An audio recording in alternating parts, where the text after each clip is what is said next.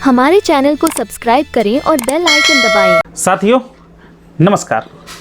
HRMS में जब भी आप अपनी छुट्टी अप्लाई करते हैं तो कई बार एक समस्या आती है कि उसमें आपको हर बार अपने सुपरवाइज़र का नाम ढूंढना पड़ता था और कई लोगों के कमेंट भी आए हैं और ऐसा आपके साथ भी हुआ है और कई लोगों के साथ ऐसा हुआ है कि एक ही नाम के बहुत सारे लोग हैं, उन्होंने जिसको अपनी लीव फॉरवर्ड करनी थी उसको ना करके किसी दूसरे को कर दी।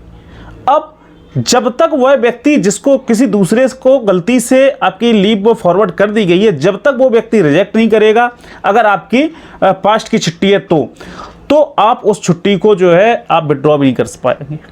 अगर आपके आगे की छुट्टी है तब तो आप विड्रॉ कर सकते हैं, पुरानी छुट्टी है तो आप उसको विड्रॉ नहीं कर सकते हैं। यह समस्या कई लोगों के साथ आई है। अब HRMS में इसको अपडेट कर दिया गया है। आपका जो भी सुपरवाइजर है आप उसको डिफ़ॉल्ट सेट कर सकते हैं और अगली बार जो छुट्टी आप सबमिट करेंगे उसमें आपके सुपरवाइजर को ढूंढने की ज़रूरत बिल्कुल नहीं पड़ेगी। आपके सुपरवाइजर का नाम उसमें पहले से ही डिफ़ॉल्ट आपका जो है सेट रहा होगा और आप सिर्फ सबमिट करेंगे, आपकी छुट्टी सिर्फ और सिर्फ उन्हीं के पास भेज जाएगी। इसको आप खुद से सेट कर सकते हैं। बहुत ही आसान प्रक्रिया है। मैं इसमें दो प्रक्रियाओं से आप कर सकते हैं, मैं दोनों बताऊंगा आपको स्क्रीन पर। यदि आप पहली बार हमारे चैनल पे आए हैं, चैनल को सब्सक्राइब करने के साथ साथ बेल आइकन को भी दबा लें, जिससे कि इसी तरह के लेटेस्ट और यूनिक कंटेंट आपको सबसे पहले मिल सके। तो सबसे पहले चलते हैं, हम जानते हैं कि अपने HRMS में हम अपने सुपरवाइज़र की डिफ़ॉल्ट सेटिंग कैसे करेंगे। तो देखिए, आपको अपने सुपरवाइज़र की डिफ़ॉल्ट सेटिंग करने के लिए दो तरीके हैं।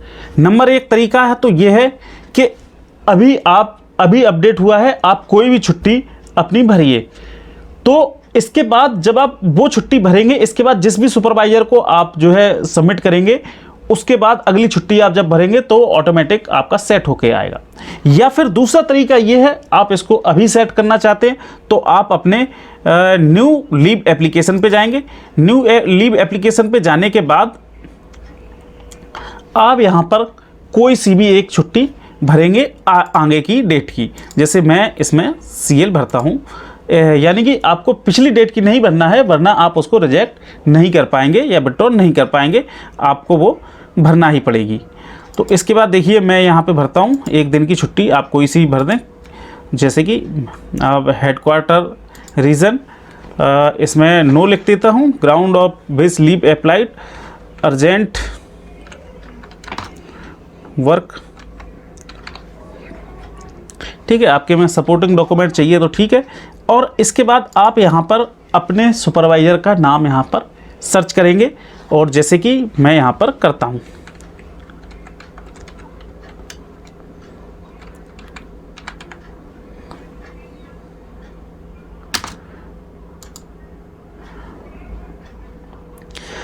अब अपने सुपरवाइज़र का नाम आपने इसमें सबमिट कर लिया।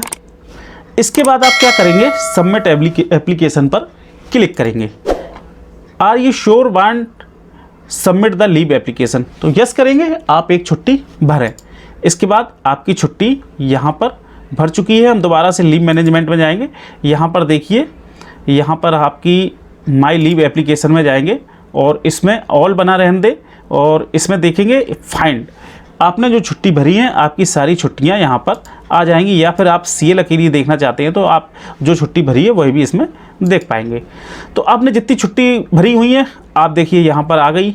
मैंने अभी ये वाली छुट्टी भरी थी तो ये यहाँ पे दिख रही है।